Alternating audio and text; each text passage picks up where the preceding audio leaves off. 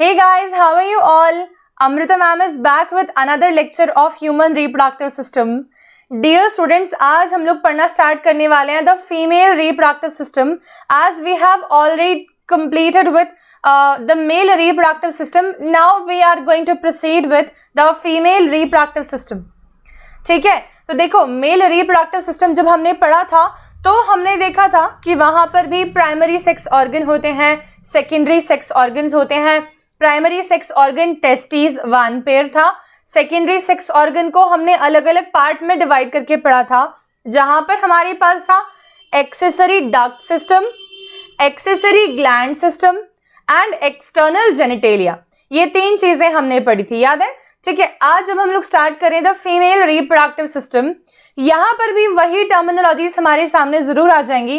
That will be primary sex organ, secondary sex organ and external genitalia. ठीक है, तो female reproductive system के अंदर प्राइमरी सेक्स ऑर्गन क्या होता है? यहां पर primary sex organ will be one pair of ovaries and the secondary sex organ will be again some duct. Right, हम उन डक्ट्स को बोल देंगे एक्सेसरी डक्ट्स. एक्सेसरी डक्ट के अंदर आ जाती हैं वन पेयर ऑफ ओविडक्ट, जिसको हम लोग बोलते हैं फैलोपियन ट्यूब. आप सभी लोग जानते हैं ये तो. इसके अलावा अनपेयर्ड डक्ट्स आती हैं, जैसे कि यूट्रस, सर्विक्स, वेजाइना. ये तीनों हो गई डक्ट्स. इसके अलावा क्या आता है? एक्सटर्नल जेनिटेलिया, जिसको बोलते हैं वुल्वा. ठीक है, कई बार बच्चे कंफ्यूज हो जाते हैं और वो बोलते हैं कि एक्सटर्नल जेनिटेलिया के अंदर आंसर होगा वेजाइना, जबकि ऐसा नहीं है. ठीक है, vagina is a duct or a canal we can say, but the vulva will be external genitalia in case of female. Is this clear? इसके अलावा आ जाएंगे कुछ एक ग्लैंड्स, जिन ग्लैंड्स को हम लोग पढ़ेंगे उसमें मैं नाम यहां लिख देती हूं. एक्सेसरी ग्लैंड्स कौन कौन से पढ़ने वाले हैं? ग्लैंड्स के नाम होंगे यहां पर, एक हो जाएगा पहला हमारे पास में बार्थोलिन्स ग्लैंड, बार्थोलिन्स ग्लैंड. ठीक है, that will be one pair, one pair. दूसरा हो जाएगा हमारे सामने यहां पर the glands of skin. Skin नहीं है, ठीक है, this will be the glands of skin. Scientist की बेसिस पे है ये नाम, ग्लैंड्स ऑफ स्किन. ये होंगे मल्टीपल, बहुत सारे हैं, न्यूमरस. ठीक है, and the third thing will be one pair memory gland.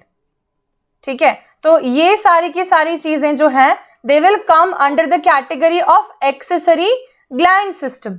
ठीक, तो हमने क्या देखा? फीमेल रिप्रोडक्टिव सिस्टम में one pair ovaries, primary sex organ, then the accessory duct system, जिसके अंदर क्या क्या आ रहा है? One pair fallopian tube, one uterus, the lower portion of uterus called as cervix and vaginal canal. These are the accessory ducts. फिर आता है external genitalia, जिसके अंदर हमारे सामने आ जाएगा vulva, और फिर फोर्थ आ जाएगा accessory glands, जिसके अंदर हम तीन डिफरेंट टाइप के ग्लैंड्स की बात करेंगे. ठीक है, जिनके नाम है Bartholin's gland, glands of skin and one pair memory gland.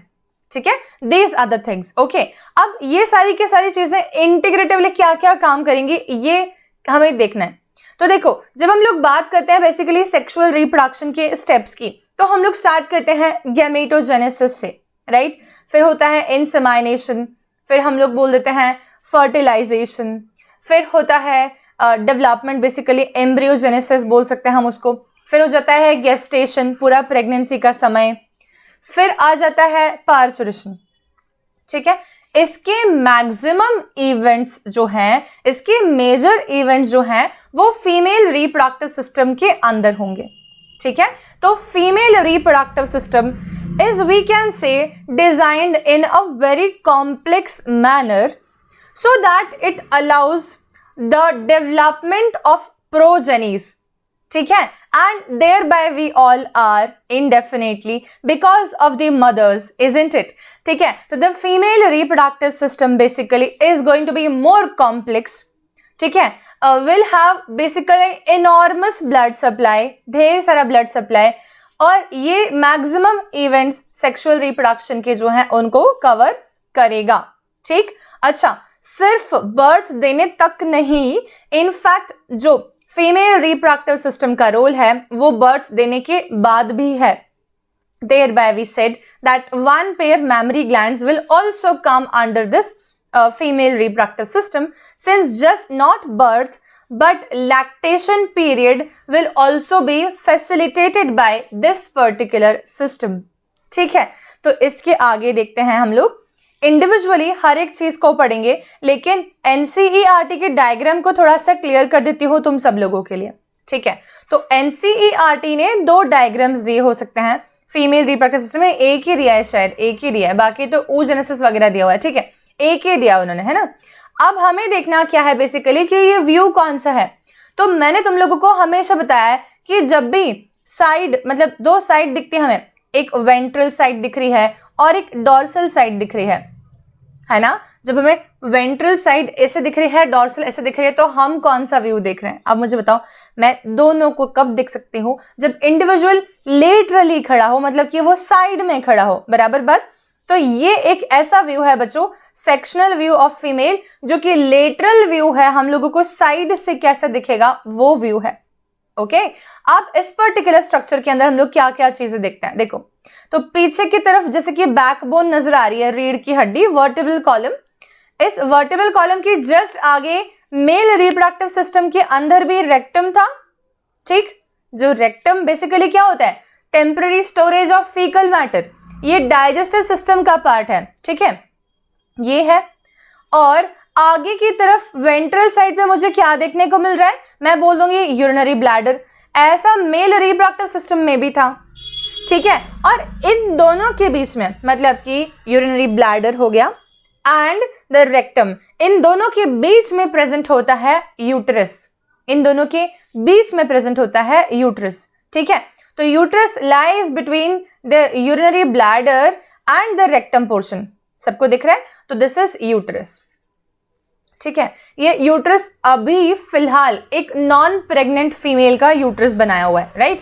तो इसीलिए आप लोगों को ये यूट्रस जो है ये एक एम्प्टी बैग की तरह नजर आ रहा है, एक खाली बैग की तरह नजर आ रहा है। ठीक है, लेकिन अगर कोई प्रेग्नेंट फीमेल होगी तो डेफिनेटली ये यूट्रस का शेप चेंज हो जाएगा और वो बन जाएगा इन्वर्टेड पियर की तरह, और उसके अंदर एक प्रोजेनी का डेवलपमेंट हो रहा होगा। तो क्यों?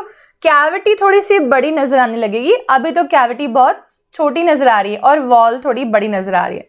ठीक है, तो ये समझ आ गया। इसके बाद देखते हैं। अब देखो, ध्यान देना बिल्कुल, ठीक है, 1 मिनट। देखो, अभी हो गया यूट्रस, समझ लिया। अब आ जाते हैं यूट्रस का नैरो डाउन पोर्शन। आप लोगों को दिख रहा है this one. This narrow portion of uterus is called as cervix area. इसको बोल देते हैं सर्विक्स एरिया। और सर्विक्स बेसिकली अलग कोई स्ट्रक्चर नहीं है, इनफैक्ट यूट्रस के साथ में लिंक्ड ही है वो स्ट्रक्चर। और सर्विक्स के साथ में लिंक्ड स्ट्रक्चर हो जाएगा वेजाइनल कैनाल, वेजाइनल डक्ट, जो कि हमें एक इलोंगेटेड स्ट्रक्चर नजर आ रहा है। जिस इलोंगेटेड स्ट्रक्चर की ओपनिंग हो रही है यहां कहीं। ठीक है, और जहां पर इसकी ओपनिंग हो रही है, इस स्ट्रक्चर को हम लोग क्या बोलते हैं? तो इस स्ट्रक्चर को, इस पूरे स्ट्रक्चर को हम लोग बोलेंगे वुल्वा। ठीक है, हम लोग क्या बोलेंगे इसको?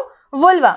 Vulva is going to be the external genitalia in case of females. ठीक है, 1 मिनट, तो मैं यहां लिख देती हूं, इट इज कॉल्ड एज, और कलर चेंज करना पड़ेगा, 1 मिनट।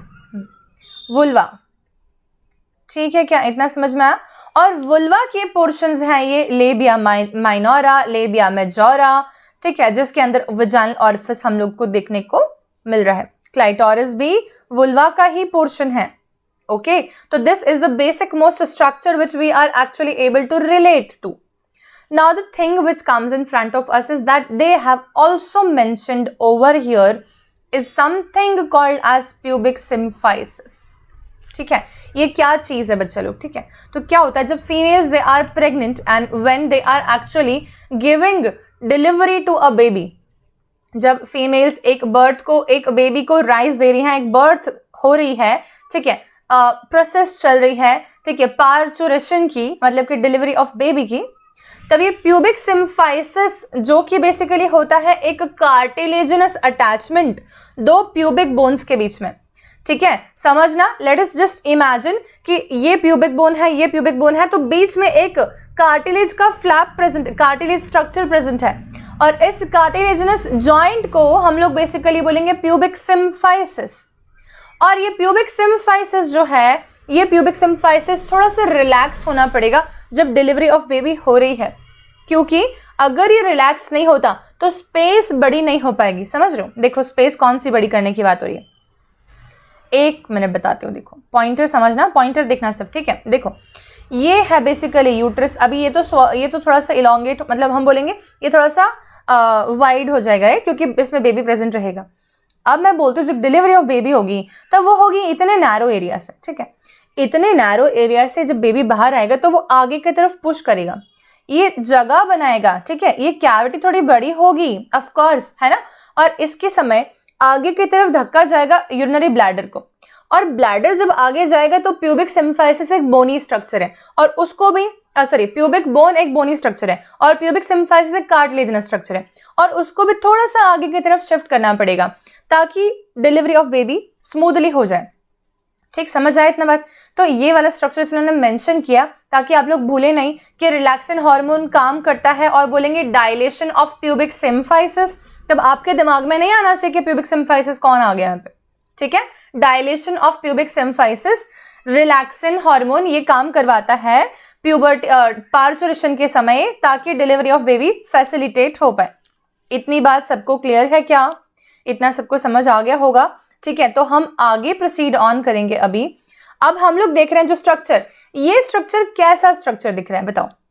ये स्ट्रक्चर मुझे दिख रहा है सिर्फ वेंट्रल व्यू, मैं डॉर्सल साइड नहीं देख रही, ठीक है। तो whenever I will see the ventral view, जब भी मैं वेंट्रल व्यू देखूंगी तब मुझे क्या समझना है? देखो वेंट्रल व्यू जब हम देखते हैं तो हमें समझ आता है कि ये जो यूट्रस हमने स्ट्रक्चर देखा, this structure uterus, right, and then this structure will be cervix, right, and then this structure is the vaginal canal, ठीक है, and then there is a structure called as a fallopian tube, ठीक है, and we are able to see the structure called as ovary. ये तो हमें मालूम थे, इन सब के हमने नाम सुने हुए हैं, ठीक है। लेकिन कुछ ऐसे स्ट्रक्चर्स जिनके कि आपने नाम नहीं सुने हुए हैं, वो ये होता है कि एक जनरल इमेजिनेशन में बच्चा जो डायग्राम इमेजिन करता है ना, वो सिर्फ एक फैलोपियन ट्यूब ऐसे अकेले जा रही है जैसे कि वायर की तरह ऐसे प्रेजेंट है, ऐसे इमेजिन कर लेता है। वो ये नहीं इमेजिन करता कि ये पूरा का पूरा स्ट्रक्चर जो है ये सपोर्टेड होगा ढेर सारे फोल्ड्स के द्वारा, अदरवाइज ये अपने प्लेस पर इस प्रकार से टिके हुए नहीं रह सकते, राइट। ये पूरा का पूरा स्ट्रक्चर एक ही जगह पर टिका हुआ है अगर, तो डेफिनेटली इसके आसपास में या इसके साथ में एसोसिएशन रखने वाले ढेर सारे सपोर्टिंग स्ट्रक्चर्स होंगे डेफिनेटली, राइट। तो अब देखते हैं हम लोग, ध्यान देना यहाँ पे, इसको देखो मैं एक एक करके बता रही हूँ, ठीक है। I am just telling one by one, बहुत ध्यान से देखो। पहला देखते हैं फर्स्ट, ठीक है। आपको वहीं ध्यान लगाना है जहां पर मैं बोल रही हूँ, जहां पर मैं लेबल कर रही हूँ, ठीक है। पहला पॉइंट मैं बताती हूँ आप लोगों को, एक शब्द जिसका नाम है मीजोमेट्रियम। मीजोमेट्रियम देखो दिख रहा है सबको? मीजोमेट्रियम किधर दिख रहा है? मैं पॉइंटर ले रही हूँ, देखो ध्यान देना प्लीज सभी लोग। और सिलेक्ट नहीं होता यार, ये रहा मीजोमेट्रियम, ठीक है। ये रहा मीजोमेट्रियम, देखो अब क्या दिख रहा है? ये एक ऐसा ब्रॉड लिगामेंट है, एक ऐसा ब्रॉड लिगामेंट है जो कि पूरे की पूरे यूट्रस की वॉल को सप्लाई कर रहा है। अब क्या हो रहा होगा यहाँ पर?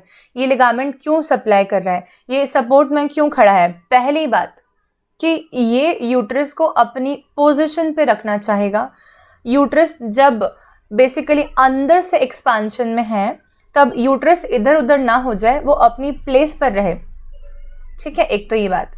दूसरी एक और चीज कि यूट्रस के अंदर ढेर सारा ब्लड सप्लाई करना पड़ेगा प्लेसेंटा डेवलपमेंट के समय भी और जनरली भी, ठीक है। जनरली भी एक नॉन प्रेग्नेंट फीमेल के अंदर भी ब्लड सप्लाई यूट्रस में ज्यादा ही होता है, और एक प्रेग्नेंट फीमेल के अंदर यूट्रस में ब्लड सप्लाई बहुत ज्यादा होता है। दो बातें बोली मैंने, ज्यादा होता है पहले केस में, बहुत ज्यादा होता है दूसरे केस में, ताकि न्यूट्रिएंट्स जो हैं या ऑक्सीजन जो है वो हम डेवलपिंग फीटस को अवेलेबल करा पाए। ठीक है, तो ये जो मेसोमेट्रियम स्ट्रक्चर है ना बच्चा लोग, this is actually going to take all the blood supply towards the uterus. ये यूट्रस की तरफ ब्लड सप्लाई लेकर जाने वाला एक ब्रॉड लिगामेंट है। ठीक है, तो हम देखते हैं, it actually is a ligament which gives enormous blood supply, ठीक है, टूवर्ड्स किसकी तरफ, यूट्रस, टूवर्ड्स यूट्रस। इतना समझ आ गया? ठीक है, इतना समझ सबको आ गया? अच्छा, ओके, ये पहली बात हमारी क्लियर हो गई, मेसोमेट्रियम क्या। दूसरा, ये होल्ड भी करता है, प्रोटेक्ट भी करता है, डेफिनेटली मैंने ये दो बात बोली, एक तो पोजिशनिंग में हेल्प करेगा और पोजिशंस यूट्रस, ये भी लिख देती हूँ ताकि तुम्हें ध्यान रहे, पोजिशंस यूट्रस ऑन प्लेस, जहां उसको रहना है वहां पर। दूसरा, अब देखो तुम लोग, मेसोवेरियम किधर दिख रहा है बताओ, मेसोवेरियम, मेसोवेरियम ऐसे बोलते हैं लोग, ठीक है, मेसोवेरियम बताओ, ये दिखा सभी लोगों को, दिस वन।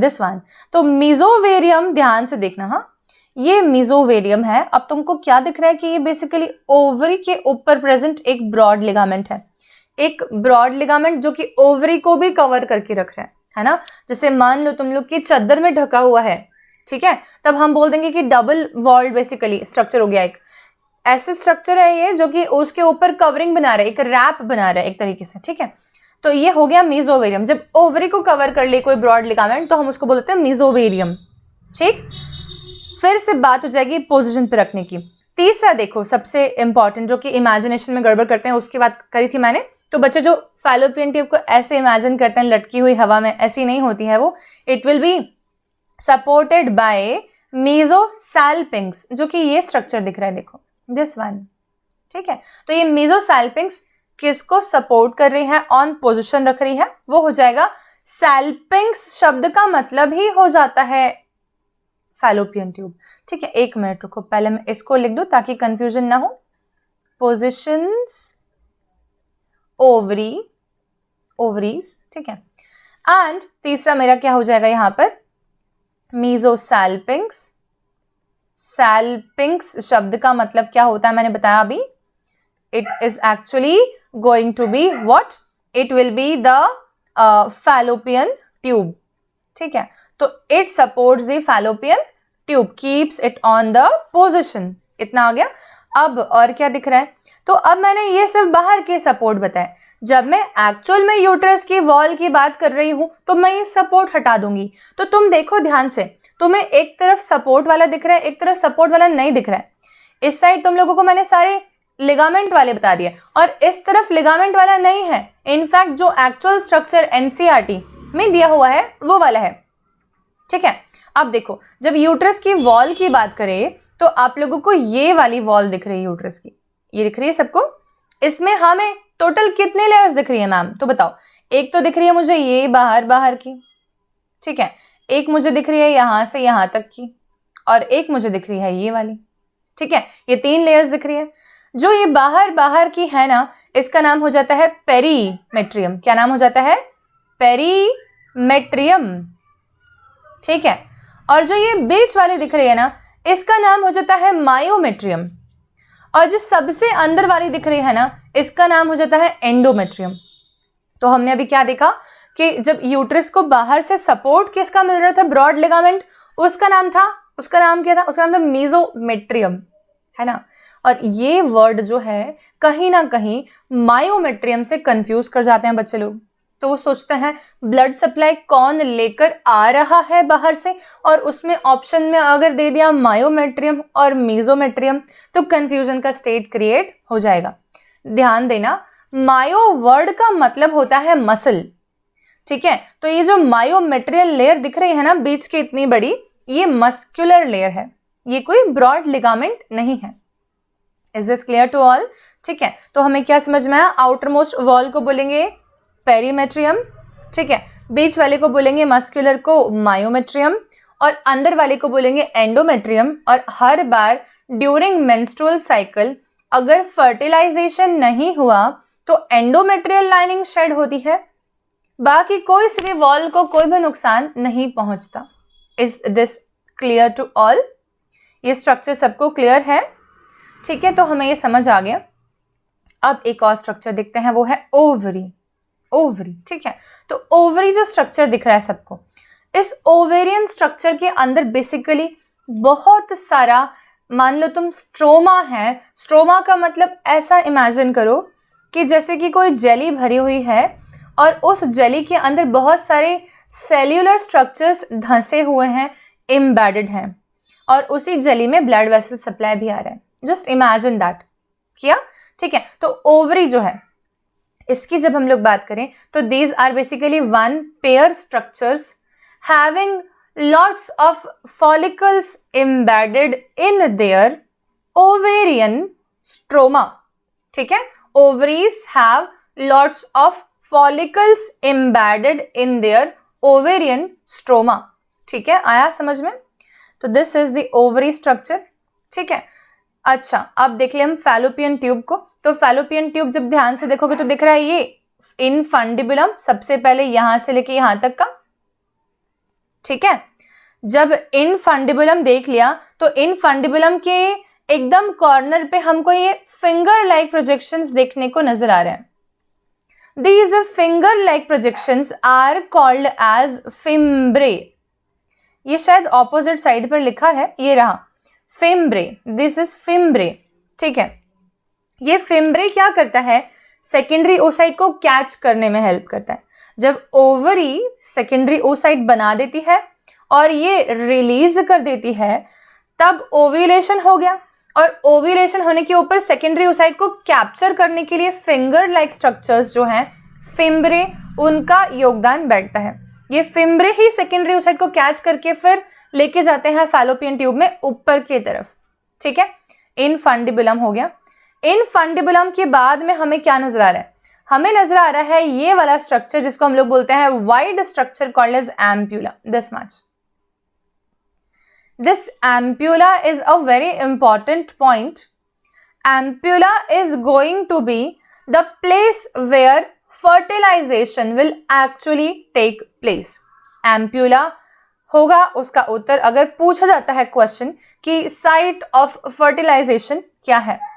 पिछले कितने सारे PYQs के अंदर आप लोग आंसर लगाते थे एम्प्यूलरी इस्थमस जंक्शन, ये लगाते थे, और ये इसलिए लगाते थे क्योंकि NCERT रिवाइज नहीं हुई थी। लेकिन जब से NCERT रिवाइज होके उसका न्यू वर्जन हमारे सामने आ गया है, तब हमें क्वेश्चन का आंसर एम्प्यूला लगाना है अगर पूछते हैं साइट ऑफ फर्टिलाइजेशन तो, और कभी भी एम्प्यूलरी इस्थमस जंक्शन मत लगा देना। ठीक है, चलो अब ये हो गया। इसके बाद क्या दिखता है हम लोगों को, दिख रहा है इस्थमस, दिस वन। ये इस्थमस एक नैरो सा स्ट्रक्चर है, एक ब्रिज की तरह काम कर रहा है। बाकी पोर्शन फैलोपियन ट्यूब का जो है, जैसे कि एम्प्यूला मान लो, उसको यूट्रस के साथ कनेक्ट करने वाला ब्रिज हो गया इस्थमस। इस्थमस शब्द का मतलब ही ब्रिज होता है बच्चे लोग। ठीक है, the isthmus word itself means a bridge. ठीक है, तो ये हमने पूरे डायग्राम का डाइसेक्शन कर लिया, समझ लिया इसमें क्या क्या चीजें थी, सब समझ आ गई हैं।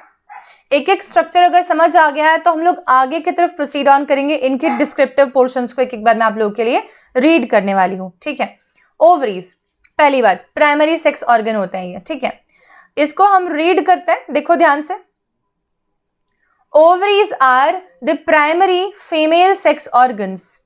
ठीक है, ये बनाते हैं फीमेल गैमीट को।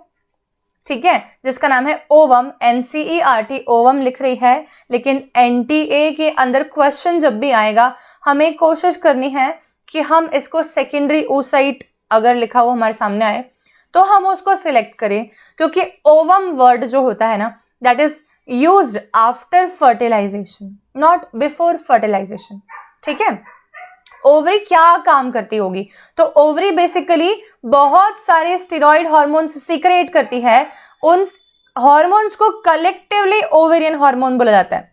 कलेक्टिवली हम उनको क्या बोल देते हैं, we will tell each and every hormone collectively as ovarian hormone, ठीक है। जिसके अंदर मैं नाम लिख रही हूं, ध्यान देना, एस्ट्रोजन और प्रोजेस्टेरॉन जो हैं ये स्टेरॉइडल हार्मोन्स हैं जो कि ओवरी बनाती है, ठीक है। कहाँ लोकेटेड है, एक इधर साइड पे है, मतलब one side left and right side पर है, लोअर एब्डोमिनल एरिया में है, ठीक है। हर ओवरी छोटी सी होती है, आमंड के साइज के बराबर, आमंड के साइज के बराबर, ठीक है। तो देखो यहाँ पर 2 से 4 सेंटीमीटर होती है ये लेंथ में, और ये पेल्विक वॉल पे कनेक्ट होती है, मतलब कि बैक साइड पे पेल्विक वॉल पीछे की तरफ कनेक्ट होती है। क्या ऐसे देखो कहीं है क्या कनेक्शन, बताओ तुम लोग। ये ओवरी जो है ना, इसका देखो तुम लोग लिगामेंट जो जा रहा है, ये लिगामेंट जा रहा है, ठीक है। एक तो ये है ना, ये कनेक्ट कर रहा है इसको यहाँ पर। अच्छा यार, एक डायग्राम और लेना चाहिए था मुझे कि ओवरी, अच्छा हाँ है इसमें, ओके फाइन। देखो ये रहा, ये ओवरी का एक पीछे लिगामेंट जाता हुआ दिख रहा है, देखो सबको दिख रहा है क्या, this one, the suspensory ligament of ovary, ये वाला बता रही थी मैं। तो the suspensory ligament of ovary basically what it will function for, तो ये वो लिगामेंट है which connects ovary to the back side pelvic wall, which connects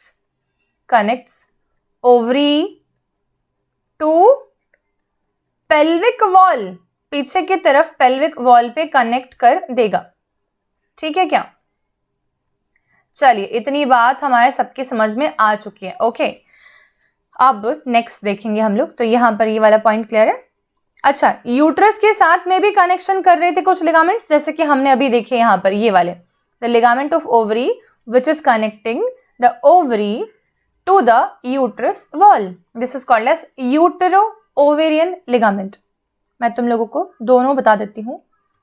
इस वाले को हम लोग लिख देंगे सस्पेंसरी लिगामेंट, जो कि पीछे की तरफ कनेक्ट कर रहा है, और इस वाले को हम लोग लिख देंगे यूटेरो ओवेरियन लिगामेंट, यूटेरो ओवेरियन लिगामेंट, ठीक है। इतना आ गया समझ में, चलो ओके।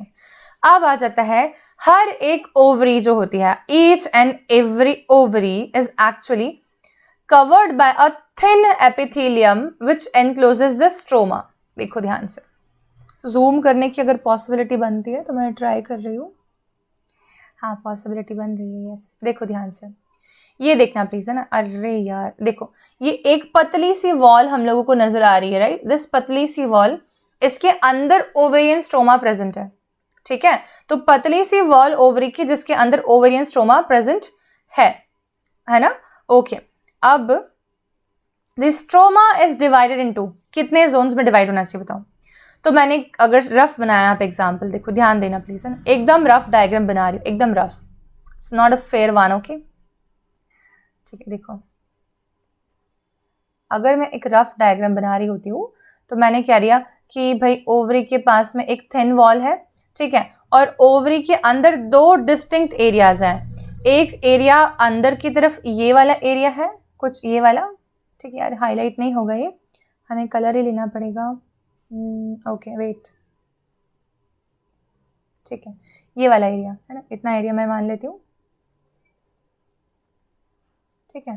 तो जो इतना एरिया है ना, this is basically you know the ovarian cortex is on the outside, ovarian cortex हो गया बाहरी, और अंदर वाला जो हो गया ना, इसको बोल देंगे हम लोग ओवेरियन मेड्यूला, ठीक है, या ये इनर मेड्यूला हो गया, ये अंदर हो गया इनर, और वो जो था वो हो गया आउटर। इतना समझ आ गया, ठीक है। तो इतनी पूरी बात सबको क्लियर हो गई है। ओवरीज के बारे में बहुत डिटेल में मेंस्ट्रुअल साइकिल में पढ़ते हैं, कभी भी पहले नहीं पढ़ते, ठीक है, क्योंकि हम लोग को फॉलिकल्स को रिलेट करना पड़ता है मेंस्ट्रुअल साइकिल के हर एक इवेंट के साथ, ओके। चलो आगे पढ़ते हैं। फैलोपियन ट्यूब बता दिया तो वैसे मैंने तो, पर तुम लोगों को फिर से रीड करवा रही हूँ, ध्यान से पढ़ोगे तो समझ आएगा, ओके। चलो देखते हैं एक एक पॉइंट। फैलोपियन ट्यूब को और क्या बोलते हैं, ओविडक्ट, क्योंकि वो ओवा को कैरी करती है और उसको आगे की तरफ ट्रैवल करवाती है। ये करीबन 10 सेंटीमीटर बराबर लंबी है, जिसके अंदर मसल्स भी हैं और एपिथेलियल सेल्स भी हैं। एपिथेलियल सेल्स इनफैक्ट ऐसे हैं जिनके ऊपर सीलिया प्रेजेंट है। क्योंकि जब सीलिया प्रेजेंट होता है तब सीलियरी मूवमेंट के कारण सेकेंडरी ओसाइड आगे की तरफ बढ़ता है। सेकेंडरी ओसाइड खुद में मोटाइल नहीं होता, वो सिर्फ और सिर्फ फैलोपियन ट्यूब के सीलियरी मूवमेंट के कारण यूट्रस की तरफ प्रोसीड ऑन करता है। ठीक है, ciliated epithelium will help in the movement of ovum. हर एक फैलोपियन ट्यूब के 3 पार्ट होते हैं, इनफंडिबुलम, एम्प्यूला और इस्थमस। ठीक है, बस इतना ही है यार। ये यूट्राइन पार्ट गलती से आ गया लिखा हुआ, रुक जाओ, कैंसिल कर देते हैं। ठीक है, सिर्फ इतना ध्यान रखो, इतना है ना। एनसीईआरटी की भाषा में बात करें तो इनफंडिबुलम देखते हैं। ये वो ब्रॉड स्ट्रक्चर है जो कि फनल के शेप का था, जिसके पास में फिंगर लाइक प्रोजेक्शंस हैं जिनको हम फिम्ब्रे बोलते हैं। ये मैंने बताया था वही बात। और ये देखो, ये वाला देख लिया सबने, ये इनफंडिबुलम जिसपे फिम्ब्रे प्रेजेंट है, ये फनल जैसे दिखता है। ठीक है, नेक्स्ट आ जाता है एम्प्यूला। ये तुमको बताया जो मैंने, it comprise of the major portion of fallopian tube. It is long, thin walled and wide. ये वाइड बहुत इंपॉर्टेंट पॉइंट है यहाँ पर। And it is the site of fertilisation according to the new NCERT. Very very very important point. ठीक है, चलो okay, इतना आ गया। अगला isthmus. It is short, thick walled, ciliated, narrow, straight path, bridge की तरह काम करता है एम्प्यूला और यूट्रस के बीच में। ठीक है, क्या तीनों बातें समझ आ गई सबको? क्या क्या देखा हमने? फैलोपियन ट्यूब 10 सेंटीमीटर लंबी होती है, लॉन्ग होती है, मस्क्यूलर होती है, उसके अंदर सीलिएटेड एपिथेलियम होती है, कॉलमनर। ठीक है, और ये क्यों होती है? ताकि ओवा का मूवमेंट करवा सके। फिर इनफंडिबुलम, एम्प्यूला और इस्थमस, इन 3 पार्ट में डिवाइडेड होता है फैलोपियन ट्यूब। इनफंडिबुलम ब्रॉड और फनल शेप का होता है, जिसके पास में आउटर साइड्स पर फिम्ब्रे प्रेजेंट होते हैं। ठीक है, एम्प्यूला सबसे वाइड एरिया है अगर फैलोपियन ट्यूब पूरे की बात करी जाए तो, और यही साइट ऑफ फर्टिलाइजेशन भी है। ठीक है, और तीसरा आ जाता है हमारे सामने इस्थमस, जो कि नैरो है, शॉर्ट पोर्शन है और एक ब्रिज की तरह काम करता है एम्प्यूला और यूट्रस के बीच में। Done, is this well understood by all of you? ठीक है, अब यूट्रस देख लो एक बारी। ये यूट्रस है, ठीक है, the cutest one. It's not that cute. Okay, चलो अभी देखते हैं। Okay, the uterus will actually basically the mood will be basically there. हम और भी काफ़ी चीज़ें पढ़ेंगे। एक आती है PCOD, ठीक है, तो पॉलीसिस्टिक ओवेरियन डिजीज। एक होता है हमारे सामने PMS, प्री मेंस्ट्रुअल सिंड्रोम। ऐसे बहुत सारे और चीज़ें आएंगी। तो यूट्रस जो है जनरली, इसके अंदर हार्मोनल चेंजेस, एंडोमेट्रियल लाइनिंग का बनना और डिजेनरेट होना, इन सब के कारण से एक फीमेल का मूड अफेक्ट हो सकता है। ठीक है, तो it can also cause anger and aggression in females. ठीक है, and it can also keep the female healthy. In the normal case, it can also elevate the mood. It can, make the mood good also. There can be many things regulated by the hormones in our body. Okay, चलो तो अब आगे देखते हैं। ये एक कैसे structure है? ये हॉलो है। हॉलो कैसे है ना, पहले बताया था, तुम लोग को ध्यान होगा। तो ये देखो, ये हॉलो है, इसमें कुछ भी नहीं है, पैकिंग नहीं है, हॉलो है, खाली है। ठीक है, ये वैस्कुलर भी है क्योंकि इसमें ब्लड सप्लाई ढेर सारा है, और ये एक इन्वर्टेड पियर के जैसा स्ट्रक्चर है। ठीक है, जिसके 3 पार्ट होते हैं। एक होता है फंडस, एक होता है बॉडी और एक होता है सर्विक्स। ओ, ये क्या हुआ? रुको 1 मिनट। देखो, मैं लिख देती हूँ, यहाँ देखना। ये वाला एरिया जो ऊपर ऊपर का है ना, इसको हम लोग बोल देंगे फंडस। ठीक है, जो मैक्सिमम पोर्शन है ना, इसको हम लोग बोल देते हैं बॉडी, और जो लोअर नैरो एरिया है, इसको हम लोग बोल देते हैं सर्विक्स। ठीक है, अब वॉल ऑफ यूट्रस कितने लेयर्स की बनी है मैं तुम लोग को बताया था। The outer perimetrium, the middle myometrium, made up of muscles. कौन सी मसल्स होंगी यहाँ पर? यहाँ पर होती हैं स्मूथ मसल्स, जो कि इनवॉलंटरी होती हैं, जो कि हमारे से पूछ के कॉन्ट्रैक्ट नहीं करती हैं, अपने आप करती हैं। ठीक है, और हाईली वॉस्कुलर एंडोमेट्रियम, जो कि बहुत सारा ब्लड सप्लाई है, ऐसी इनर मोस्ट लाइनिंग इसके पास में होगी। यूट्रस का जो सर्विक्स पोर्शन होता है, उसको एक बार हम देख रहे हैं। ध्यान दोगे तो बहुत सारी चीज़ें क्लियर होंगी। इस स्ट्रक्चर को देखो। इसके बाद क्लास एंड कर दूंगी और हम लोग इसके आगे का पोर्शन अगले क्लास में कंटिन्यू करेंगे। ठीक है, चलो, क्योंकि एक बार में दिमाग में ज़्यादा नहीं जाए भले, लेकिन जितना जाए उतना पूरा रहे, ये कोशिश करो। ओके देखो, ये यूट्रस का पोर्शन है, ये वाला इतना, राइट। और इतना पोर्शन हमने देखा सर्विक्स का है, ध्यान दो, सर्विक्स का है, ठीक है। सर्विक्स के अंदर भी एक नैरोनेस है, सर्विक्स के बाहर साइड पे भी एक नैरोनेस है, और बीच में थोड़ा सा वाइड है। इस कैनॉल को हम लोग बोलते हैं सर्विकल कैनॉल, ठीक है। और ये जो अंदर वाली ओपनिंग है ना, इसको बोलते हैं इंटरनल ऑस। अरे यार, इसको ना लिखने के लिए एक मिनट रुक जाओ, बच्चा party needs to wait a little bit. हाँ, ये हो जाएगा अंदर वाला पोर्शन, इसको हम लोग बोलते हैं इंटरनल ऑस। क्या बोलते हैं? इंटरनल ऑस। और इस वाले को हम लोग बोलते हैं एक्सटर्नल ऑस। ऑस क्या है ये? ऑस बेसिकली स्फिंक्टर है, ये स्फिंक्टर मसल्स हैं। इंटरनल ऑस एक ऐसा स्फिंक्टर मसल है जो कि यूट्रस और सर्विकल कैनाल के बीच में प्रेजेंट है, और एक्सटर्नल ऑस एक ऐसा स्फिंक्टर मसल है जो कि वेजाइना और सर्विकल कैनाल के बीच में प्रेजेंट है। ये बॉडी के, ह्यूमन बॉडी के सबसे स्ट्रॉन्गेस्ट मसल्स हैं, मेल और फीमेल दोनों में कंपैरेटिवली ले लिया जाए तो भी, और फीमेल के इंडिविजुअल बॉडी की बात करें तो भी। They are the strongest muscles. The reason behind that, ये इतना डायलेशन अलाउ करेंगे, इतना ज्यादा स्ट्रेचेबिलिटी अलाउ करेंगे डिलीवरी के टाइम, जितना कि कोई सोच भी नहीं सकती दूसरी मसल, ठीक है। तो हो गया the lower narrow part which opens in the body of uterus by internal os and vagina by external os, ठीक है। आ गया समझ में? Uterus is the site of foetal placentation. यहां पर ही बेसिकली हम बोलेंगे यूट्रस के अंदर ही, देखो, अरे अच्छा इसको आगे पढ़ाएंगे। यूट्रस के अंदर ही, एक सेकेंड है ना, इम्प्लांटेशन होगा। इम्प्लांटेशन कहाँ होगा? यहाँ पर यूट्रस के अंदर होगा, जैसे यहाँ हो गया, ठीक है। तो ये साइट ऑफ इम्प्लांटेशन है। Okay, is this much clear to all of you? Done, ठीक है। अगर यूट्रस के लिए कोई और शब्द का इस्तेमाल करा जा सके तो एनी अदर वर्ड, यूट्रस के लिए एक और वर्ड का इस्तेमाल कर सकते हैं, और दो इनफैक्ट, उसको हम बोलेंगे, देखो यहाँ पे लिख देती हूँ मैं तुम्हारे लिए। एक हो जाता है हिस्टेरा, हिस्टेरा वर्ड इस्तेमाल करते हैं, ठीक है। एक हो जाता है वोम्ब, लेकिन वोम्ब ओनली ड्यूरिंग प्रेगनेंसी ही इस्तेमाल करा जा सकता, ठीक है, अदरवाइज नहीं। ओके, हिस्टेरा, वोम्ब और यूट्रस, ये तीन नाम है। अच्छा, अगर यूट्रस का सर्जिकल रिमूवल कराया जाए तो शब्द को बोलते हैं हिस्टेरेक्टोमी। इसको मैंने ऐसे तोड़ के लिखा है जैसे प्रोनाउंस कर सकते हैं, हिस्टेरेक्टोमी। आ गया? जहां हिस्टर का मतलब होता है यूट्रस। ऐसे क्यों करा जाएगा, क्यों करना पड़ेगा बताओ? क्या होता है कि कई बार हार्मोनल इम्बैलेंसेस के कारण से, ठीक है, या मेनोपॉज रीच करते करते फीमेल्स के यूट्रस के अंदर अलग टाइप की फाइब्रस ग्रोथ होना चालू हो जाती है, ठीक है। ये क्यों होना चालू हो जाती है?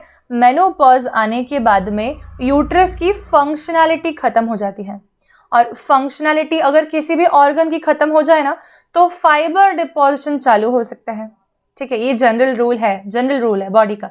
जहां भी फंक्शनैलिटी खत्म हुई किसी भी ऑर्गन की, वहां पर फाइबर डिपॉजिशन चालू हो जाता है। ऐसे ही फीमेल के रिस्पेक्ट में भी हो रहा है। तो देखो, यहाँ बहुत सारे फाइबर डिपॉजिशन हो रहे हैं, और इस प्रकार के स्ट्रक्चर जो डेवलप कर रहे हैं इनको बोलते हैं यूट्राइन फाइब्रॉइड्स, ठीक है। ये फाइब्रॉइड्स बेसिकली अगर अजीब तरीके से डिवाइड करना, मतलब बहुत बड़े बड़े होने लगे, तो हम इनको ट्यूमरस बोल सकते हैं, ठीक है। ये जरूरी नहीं है कि कैंसरस हो, ये नॉन कैंसरस भी हो सकते हैं ट्यूमर, ठीक है, जो कि मसल और फाइब्रस टिश्यू के बने हुए हैं। लेकिन अगर ये बहुत बड़े हो जाएं तो they become very much painful. ये बहुत दर्दनाक हो सकते हैं साबित, पेनफुल, जिसमें कि सीवियर पेन फीमेल फील कर सकती है अपने पेल्विक एरिया में, और इसके कारण डॉक्टर्स रिकमेंड करते हैं कि सर्जिकली यूट्रस का रिमूवल करा लिया जाए।